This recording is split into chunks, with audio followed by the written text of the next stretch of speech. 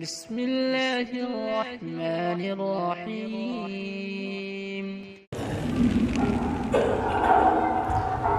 الحمد لله نحمده ونستعينه ونستغفره ونؤمن به ونتوكل عليه ونعوذ بالله من شرور أنفسنا ومن سيئات أعمالنا من يهده الله فلا مضل له ومن يضلله فلا هادي له ونشهد أن لا إله إلا الله وحده لا شريك له ونشهد أن سيدنا ومولانا محمدا عبده ورسوله أما بعد أعوذ بالله من الشيطان الرجيم بسم الله الرحمن الرحيم وما أرسلناك إلا رحمة للعالمين صدق الله العظيم. إن الله وملائكته يصلون على النبي يا أيها الذين آمنوا صلوا عليه وسلموا تسليما. درود شریف پڑھ لیجیے. اللهم صل على محمد وعلى آل محمد كما صليت على إبراهيم وعلى آل إبراهيم إنك حميد مجيد. اللهم بارك على محمد وعلى آل محمد كما باركت على إبراهيم وعلى آل إبراهيم إنك حميد مجيد.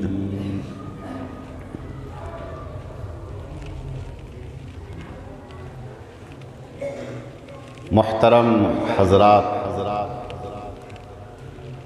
قابل قدر بزرگوں، میرے نوجوان دوستو، حاضرین جمعہ، گھروں کے اندر بیٹھی سن رہی میری مقدس مائیں اور بہنیں، آقا کی رحمت کا حصہ ایک تفصیل عنوان ہے. آقا کی رحمت کا خصوصی حصہ تفصیل طلب ہے، اور اس پر آپ آج اس عنوان پہ آپ آج 9 جمعہ تک بیان سنیں گے، اور انشاءاللہ اس عنوان پہ اور 2-3 جمعے بات ہوگی. آقا کی رحمت کا حصہ ماں کو ملا، بیٹی کو ملا، خاوند کو ملا، بیوی کو ملا، یتیم کو ملا، مزدور کو ملا. آقا کی رحمت کا خصوصی حصہ مجاہد کو ملا. آپ جانتے ہیں مجاہد کسے کہتے ہیں؟ اللہ کی راہ میں لڑنے والے، اللہ کی راہ میں جہاد کرنے والے، اللہ کی راہ میں اپنے قیمتی خون کو بہانے والے، اسے مجاہد کہا جاتا ہے. آقا کی رحمت کا خصوصی حصہ مجاہد کو ملا. اور آپ کو پتہ ہونا چاہیے کہ شریعت اسلام کے اندر مجاہد کا ایک اونچا مقام ہے. اپنے وقت کا ولی کیوں نہ ہو، اپنے وقت کا قطب اور ابدال کیوں نہ ہو، اپنے وقت کا نبی کیوں نہ ہو، لیکن جب ان کی روح نکلنے کا وقت آتا ہے تو اللہ کا نظام ہے کہ ملک الموت کے ذریعے ان کی روح کو نکلوایا جاتا ہے۔ اللہ کا نظام ہے، اپنے وقت کا ولی کیوں نہ ہو، اپنے وقت کا قطب اور ابدال کیوں نہ ہو، اپنے وقت کا صحابی کیوں نہ ہو، اپنے وقت کا تابعین تبع تابعین کیوں نہ ہو، اپنے وقت کا نبی کیوں نہ ہو، جب ان کی روح نکلنے کا وقت آتا ہے تو ملک الموت کے ذریعے ان کی روح نکالی جاتی ہے۔ لیکن مجاہد کو رب کائنات نے وہ مقام دیا ہے، مجاہد کو اللہ کے لاڈلے نبی کی رحمت کا وہ حصہ ملا ہے کہ جب مجاہد کی روح نکالنے کا وقت آتا ہے، اللہ تبارک و تعالیٰ کے لاڈلے نبی فرماتے ہیں کہ جب مجاہد اللہ کے راستے میں جہاد کرتا ہے، ان کے خون کا پہلا قطرہ، ان کے خون کا پہلا قطرہ زمین پہ گرنے نہیں پاتا ہے کہ ان کے ایک قطرے کی وجہ سے 10 گناہوں کی مغفرت کر دی جاتی ہے۔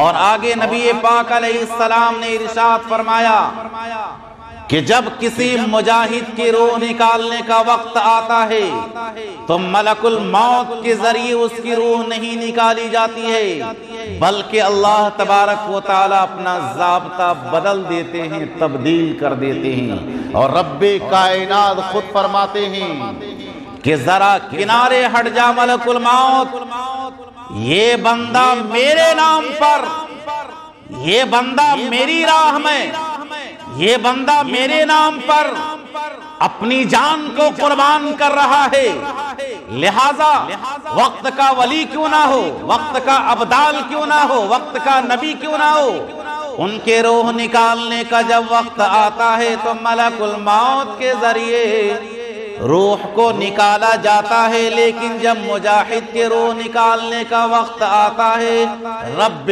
کائنات اس بندے کے سامنے آتے ہیں اور خود رب کائنات مجاہد کی روح کو نکالتے ہیں۔ سبحان اللہ، مجاہد کی روح کو کون نکالتا ہے؟ اللہ نکالتا ہے، اور ان کے خون کا قطرہ، ایک قطرہ زمین پہ گرنے نہیں پاتا کہ ہر قطرے کے بدلے میں 10 گناہ معاف کر دیے جاتے ہیں، 10 درجے بلند کر دیے جاتے ہیں۔ اور آگے نبی پاک علیہ السلام نے ارشاد فرمایا، جب دنیا میں کسی کا انتقال ہوتا ہے، تجہیز و تکفین کا مسئلہ آتا ہے، جب کوئی انتقال کر جاتا ہے، پرانے کپڑے بدن سے اتار دیے جاتے ہیں، کفن کے طور پر نیا کپڑا ڈال دیا جاتا ہے، لیکن آقا کریم علیہ السلام نے ارشاد فرمایا کہ جب کوئی مجاہد کا انتقال ہوتا ہے، اللہ کے راستے میں لڑتے لڑتے شہید ہو جاتا ہے، رب کائنات فرماتے ہیں اب اس کے کپڑے کو نہ اتارا جائے۔ اگر کسی کا انتقال ہو جاتا ہے، غسل دیا جاتا ہے، رب کائنات فرماتے ہیں اسے غسل نہ دیا جائے، ان کو غسل نہ دیا جائے، ان کے کپڑے کو نہ اتارا جائے، بلکہ اسی خون آلود کپڑے میں، اسی جسم خون آلود جسم کے ذریعے نماز جنازہ پڑھ کر کے دفن کر دیا جائے۔ کیوں؟ اس لیے کہ یہ بندہ میرے نام پہ قربان ہوا ہے، یہ بندہ میرے نام پہ اپنی جان کو لٹایا ہے، میں نے ضابطہ بدل دیا، میں نے ضابطہ بدل دیا۔ آقا کی رحمت کا حصہ کن کو ملا؟ مجاہد کو ملا۔ آقا کی رحمت کا حصہ مجاہد کو ملا، جو اللہ کی راہ میں جہاد کرتے ہیں، اور جہاد کرتے کرتے لڑتے لڑتے دشمن کی وار سے جو شہادت کا جام پی لیتے ہیں، ان کا اونچا مقام شریعت اسلام کے اندر ہے۔ ترمذی شریف کی روایت، آقا کائنات علیہ السلام نے ارشاد فرمایا، جنتی جنت میں چلے جائیں گے، جہنمی جہنم میں چلے جائیں گے۔ شہادت کا مقام دیکھیے، جنتی جنت میں چلے جائیں گے، شہید جنتی جنت میں چلے جائیں گے، جہنمی جہنم میں چلے جائیں گے۔ رب کائنات جنت کا دورہ فرمائیں گے اور ساری جنتیوں سے پوچھیں گے کہ اے جنتیوں ذرا بتا، تجھے کسی چیز کی کمی ہے کیا؟ تجھے کسی چیز کی آرزو ہے کیا؟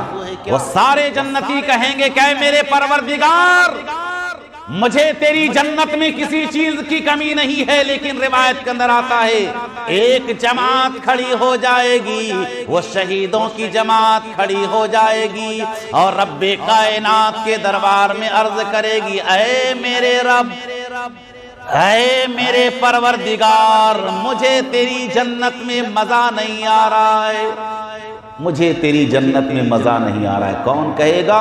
جو اللہ کی راہ میں لڑتے لڑتے شہید ہو گیا، وہ کہے گا۔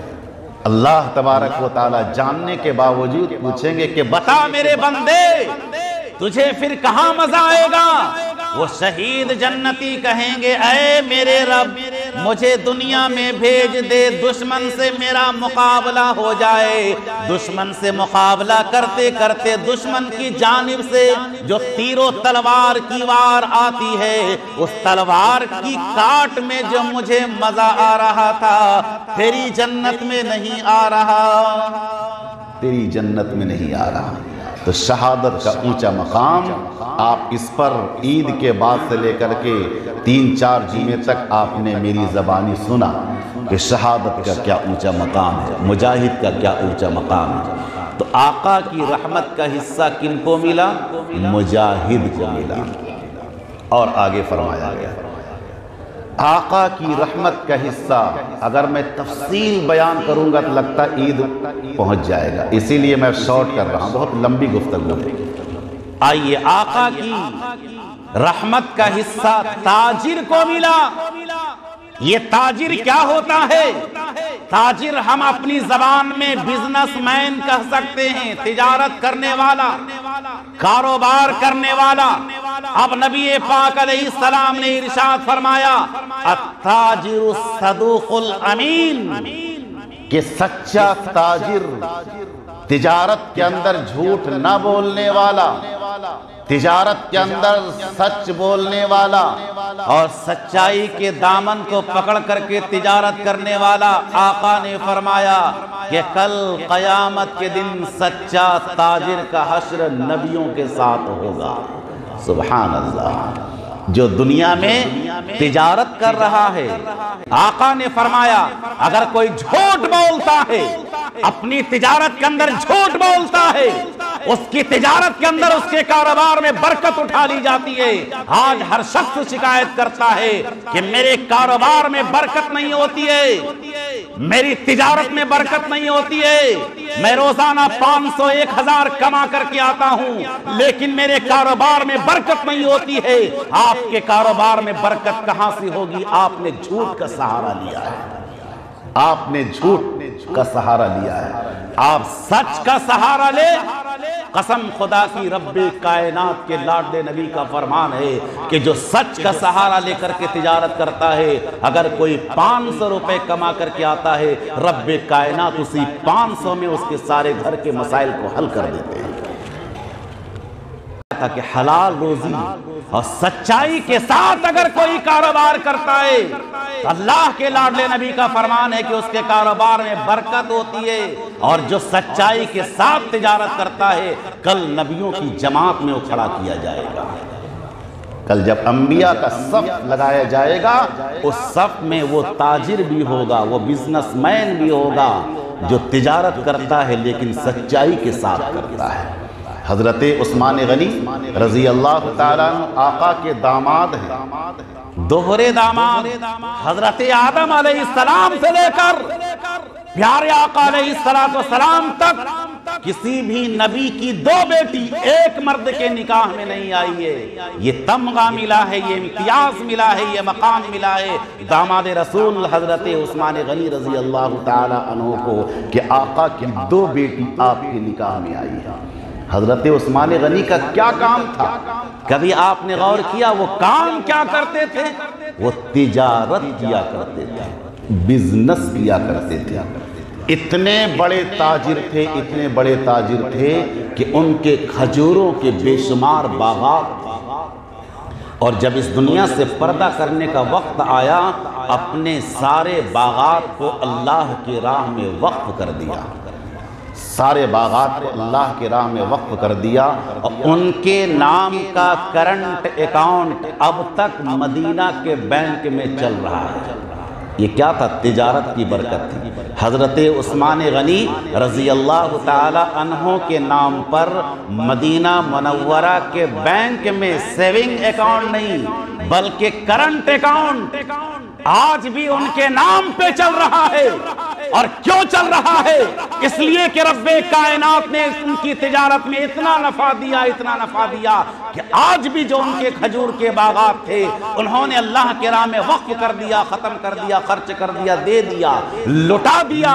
تو اللہ تبارک و تعالیٰ نے ان کے کاروبار میں اتنی برکت دی، اتنی برکت دی کہ آج بھی ان کے کھجوروں کے باغات ہیں، اور اس باغ سے پیسہ جمع ہوتا ہے اور غریبوں میں تقسیم کیا جاتا ہے، غریبوں میں تقسیم کیا جاتا ہے۔ ان کے سارے کھجوروں کے باغات کے جو پیسے جمع ہوتے ہیں حضرت عثمان غنی رضی اللہ تعالی عنہ کے کرنٹ اکاؤنٹ میں جمع ہوتا ہے، اور وہیں سے غریبوں میں، یتیموں میں، بیواؤں میں، مسکینوں میں صرف کیا جاتا ہے، خرچ کیا جاتا ہے۔ تو تجارت یہ نبی پاک علیہ السلام کی سنت بھی ہے، صحابہ کی سنت ہے، اولیاء کی سنت ہے، علماء کی سنت ہے۔ اس لیے آپ تجارت کریں، آپ محنت مزدوری کریں، اس کے اندر اللہ نے برکت رکھی ہے۔ تو تاجر کو اللہ کے لاڈلے نبی کی رحمت کا حصہ ملا ہے۔ آگے فرمایا، مردوں کو بھی اللہ کی نبی کی رحمت کا حصہ ملا ہے۔ زندوں کو ملا تو ملا ہی ہے، مردوں کو بھی اللہ کے نبی کی رحمت کا حصہ ملا ہے۔ آقا نے فرمایا وَاذْكُرُوا مَوْتَاكُمْ مَحَاسِنَكُمْ، کہ تم اپنے مردوں کو ان کے اچھی خوبیوں کے ساتھ یاد کرو۔ آج ہمارے معاشرے کا کیا حال ہے؟ اگر کسی کا انتقال ہو جاتا ہے تو دو چار لوگ بیٹھ کر کے، ابھی ان کا جنازہ گھر میں پڑا ہوا ہے اور لوگ اس کی برائیاں بیان کرتے ہیں کہ وہ فلاں آدمی ایسا تھا، ان کے اندر یہ خرابی تھی، ان کے اندر یہ خامی تھی، ان کے اندر یہ برائی تھی۔ یہ ہمارے معاشرے کا حال ہے۔ لیکن آقا کیا فرماتے ہیں؟ وَاذْكُرُوا مَوْتَاكُمْ مَحَاسِنَكُمْ، کہ تم اپنے مردوں کا جب تذکرہ کرو تو ان کی اچھائیوں کا تذکرہ کرو، ان کی برائیوں کا تذکرہ نہ کرو۔ جب مردے کی رحمت کا حصہ ملا، آپ اندازہ لگا سکتے ہیں کہ مردے کا بھی کیا اونچا مقام ہوگا۔ حضرت امام مالک رحمت اللہ علیہ کا زمانہ تھا، حضرت امام مالک رحمت اللہ علیہ کا زمانہ تھا، ایک عورت کا انتقال ہو گیا۔ دیکھیے مردوں کی برائی بیان کرنے میں اللہ کی کتنی پکڑ آتی ہے۔ آج ہم لوگ مردوں کی برائی بیان کرتے ہیں، اللہ ہم سب کی حفاظت فرمائے۔ کیا اگر کسی کا انتقال ایکسیڈنٹ کے ذریعے ہو گیا، اگر کسی کا انتقال استنجا خانے میں ہو گیا، اگر کسی کا انتقال باتھ روم میں ہو گیا، تو لوگ ان کی برائی کو سامنے رکھ کر کے ان کی قباحت بیان کرتے ہیں کہ وہ گندا آدمی تھا اسی لیے گندی جگہ میں موت ہوئی۔ ایسی بات اپنی زبان سے نہیں نکالنی چاہیے۔ حضرت امام مالک رحمت اللہ علیہ کا زمانہ تھا، ان کے زمانے میں ایک عورت کا انتقال ہو گیا۔ جب عورت کا انتقال ہوا تو عورتوں نے مل کر کے اس مردہ عورت کو غسل دینے کا ارادہ کیا۔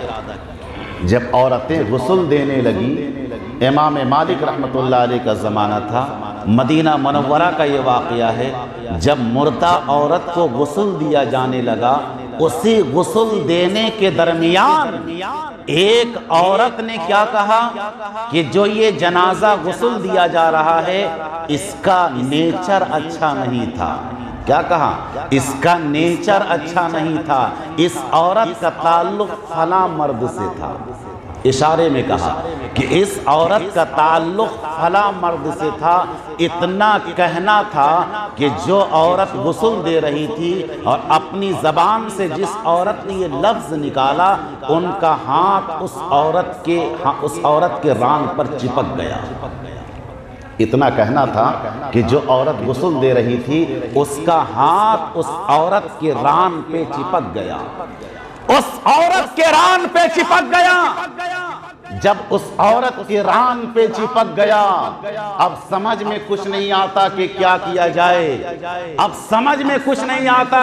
ارے بھائی بیٹھیے نا، آپ کیوں پریشان ہیں؟ آپ اتنا، آپ کی پریشانی سنی جائے گی، ابھی یہاں بیان ہو رہا ہے۔ جب بھی کسی کو کسی طرح کا اعلان کروانا ہو تو آپ پرچی بھیجیں۔ تو جب اس عورت نے یہ کہا، کیا کہا کہ اس عورت کا تعلق فلاں مرد سے تھا، اتنا کہنا تھا کہ غسل دینے والی عورت کا ہاتھ اس عورت کے ران پہ چپک گیا۔ اب بہت کوشش کی گئی لیکن ہاتھ اٹھ نہیں رہا ہے، چپک گیا ہاتھ، اٹھ نہیں رہا ہے ہاتھ۔ اب کیا ہوگا سمجھ میں کچھ نہیں آتا۔ یہ بات چلتے چلاتے حضرت امام مالک رحمت اللہ علیہ تک یہ بات پہنچی۔ حضرت امام مالک رحمت اللہ علیہ وقت کے بڑے امام تھے، ان تک یہ مسئلہ کبھی نہیں پہنچا تھا کہ کسی عورت کا اگر ہاتھ چپک جائے کسی مردہ کے ہاتھ پر تو کیا ہوگا، اس کا حل کیا، اس کا حل کیا ہوگا۔ انہوں نے پورے قرآن کا بنظر غائر مطالعہ کیا، انہوں نے چند لمحے کے لیے پورے قرآن کا بنظر غائر مطالعہ کیا۔ مطالعہ کرتے کرتے ان کی نگاہ قرآن کی ایک آیت پر پڑی، اور قرآن کی آیت پہ پڑی تو قرآن کا کیا حکم ہے کہ زانی کی سزا 100 کوڑے ہے۔ اگر کوئی مرد یا عورت زنا کرتا ہے تو اس کی سزا 100 کوڑے ہے۔ الزانیۃ والزانی فاجلدوا کل واحد 100 جلدہ، کہ اگر کوئی مرد عورت زنا کرتا ہے اسے 100 کوڑے لگائے جائیں گے۔ لیکن اگر کسی نے زنا نہیں کیا اور بغیر دیکھے، بغیر سوچے، بغیر سمجھے کسی نے کسی پر تہمت لگا دیا تو تہمت لگانے والے پر 80 کوڑے لگائے جائیں گے۔ تہمت لگانے والے پر 80 کوڑے لگائے جائیں گے۔ یہ بہت نازک مسئلہ ہے۔ آج ہمارے معاشرے کا کیا حال ہے؟ کسی کے اوپر دھڑلے سے زنا کی تہمت لگا دی جاتی ہے۔ میں آپ کو مسئلہ بتا دینا چاہتا ہوں، جب تک سرمے دانی کے اندر سلائی داخل کرتے ہوئے، اشارہ سمجھیے گا، جب تک سرمے دانی کے اندر سلائی داخل کرتے ہوئے 4 مرد نہ دیکھ لے، وہ بھی 4 مرد کیسا ہونا چاہیے؟ نمازی ہونا چاہیے، فاسق گنہگار نہیں ہونا چاہیے، چہرے پر داڑھی ہونا چاہیے، سنت رسول ہونا چاہیے، ان کا لباس اسلامی ہونا چاہیے، یعنی مکمل طور پر اسلامی شکل و صورت کا وہ انسان ہو، تب ان کی گواہی معتبر ہو، تب ان کی گواہی۔ 4 مرد اگر کسی نے کسی عورت کے ساتھ دیکھا کہ فلاں کے اس کے غلط تعلقات ہیں تو سرمے دانی کے اندر سلائی کا داخل کرتے وقت 4 مرد کا، وہ بھی ایمان والا، وہ بھی قرآن والا، سنت والا کا ہونا شرط ہے۔ جب تک یہ 4 مرد نہ دیکھ لے گواہی معتبر نہیں ہوگی۔ لیکن آج ہمارے معاشرے کا کیا حال ہے؟ اگر کوئی کسی کو ہلکا سا بھی غلط کرتے ہوئے دیکھ لیا یا کچھ شک بھی پڑ گیا، اس پر زنا کی مہر لگا دی جاتی ہے، اس پر زناکاری کی مہر لگا دی جاتی ہے، جبکہ یہ شریعت اسلام اور قرآن کے تقاضے کے خلاف ہے۔ اب کیا ہوا؟ حضرت امام مالک رحمت اللہ علیہ نے پورے قرآن کا مطالعہ کیا۔ جب پورے قرآن کا بنظر غائر مطالعہ کیا، انہوں نے فرمایا کہ اس عورت پر 80 کوڑے لگائے جائیں، اس عورت پر 80 کوڑے لگائے جائیں، اس لیے کہ اس نے ایک اچھی پاک دامن عورت پر زنا کا الزام لگایا ہے، اور جو جھوٹ کا تہمت لگاتا ہے اس پر 80 کوڑے لگائے جاتے ہیں۔ اب انہیں کوڑا برسایا جانے لگا۔ 10 کوڑے 20 کوڑے 30 کوڑے 40 کوڑے 50 60 70 کوڑے ہو گئے 75 کوڑے ہو گئے، لیکن اس عورت کا ہاتھ اس مردہ عورت کے ران سے نہیں جدا ہو رہا ہے۔ 75 کوڑے لگ گئے لیکن ان کا ہاتھ ان کی ران سے جدا نہیں ہونے پا رہا ہے۔ 76 کوڑے لگ گئے لیکن ران سے جدا ہونے نہیں پا رہا ہے۔ 77 78 79 کوڑے ہو گئے لیکن ہاتھ سے جدا ہونے نہیں پا رہا ہے۔ وہ فرماتے ہیں کہ امام مالک جھوٹا ہو سکتا ہے، خدا کا قرآن جھوٹا نہیں ہو سکتا ہے۔ سبحان اللہ، کیا فرماتے ہیں کہ امام مالک جھوٹا ہو سکتا ہے لیکن خدا کا قرآن جھوٹا نہیں ہو سکتا ہے۔ جیسے ہی 80 کوڑے اس عورت کو لگائے گئے جس عورت نے زنا کی تہمت لگائی تھی، جیسے ہی 80 کوڑے لگائے گئے ان کا ہاتھ اس ران سے جدا ہو گیا، ان کا ہاتھ اس ران سے جدا ہو گیا۔ اسی کو آقا نے فرمایا وَاذْكُرُوا موتاکم فَاذْكُرُوا موتاکم محاسنکم، کہ اپنے مردوں کو جب یاد کرو ان کی خوبیوں کے ساتھ یاد کرو، ان کی برائی کا تذکرہ نہ کرو۔ اب اگر ہمارے معاشرے میں کسی کا انتقال ہو جائے، گرچہ ان کے اندر لاکھ برائیاں ہوں، اس برائی کا تذکرہ نہ کریں۔ اگر ان کے اندر 99 برائیاں ہوں، یہی تو بتاتے ہیں ہمارے جماعت کے ساتھی، اسی لیے کہا جاتا ہے کہ آپ جماعت میں نکلیں۔ اگر ان کے اندر 99 برائیاں ہو اور ایک خوبی ہو، اس 99 برائی کو پردہ کر دیا جائے اور ایک خوبی کا تذکرہ کر کے انہیں دعوت دی جائے، ایک خوبی کا تذکرہ کر کے انہیں دعوت دی جائے، بلایا جائے۔ تو بزرگوں دوستو، آقا کی رحمت کا حصہ مجاہد کو ملا، آقا کی رحمت کا حصہ تاجر بزنس مین کو ملا، تجارت کرنے والے کو ملا، آقا کی رحمت کا حصہ مردوں کو ملا۔ اللہ تبارک و تعالی ہمیں اور آپ کو ان سب باتوں پر عمل کرنے کی توفیق عطا فرمائے، آقا کریم علیہ السلام کی سنت کو زندہ کرنے والا بنائے، آپ کے نقش قدم پہ چلنے کی توفیق عطا فرمائے۔ انشاءاللہ بقیہ باتیں آئندہ جمعہ ہوں گی۔ آمین وآخر دعوانا ان الحمدللہ۔